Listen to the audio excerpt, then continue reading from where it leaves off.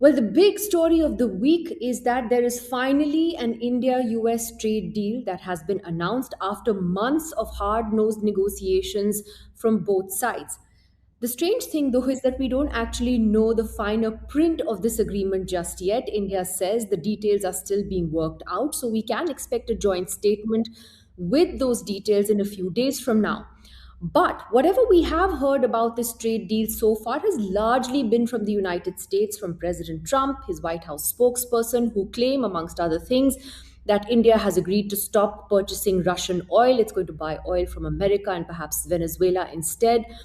That India is going to be purchasing $500 billion worth of American products over the next 5 years, and that India will have zero tariffs on American goods that are imported into India. Now, none of this has been confirmed nor denied by the Indian side. All we have heard Commerce Minister Piyush Goyal say today is that the interests of farmers, the dairy sector, the agriculture sector are being protected. He hasn't gone on to elaborate on that or say anymore, but this is, of course, a politically sensitive issue here in India. So there is a big question mark on what exactly India has agreed to as far as the agricultural sector is concerned, in particular, whether India is actually going to stop purchasing Russian oil altogether, although the purchases are significantly down.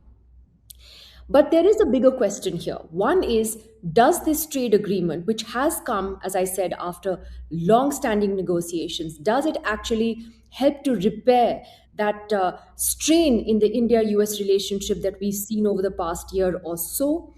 Or is it going to take a lot more to bridge the trust deficit? Before I introduce our two distinguished panelists today, let's just listen in to what the White House spokesperson has claimed on what India has agreed to and what the Commerce Minister said in his statement.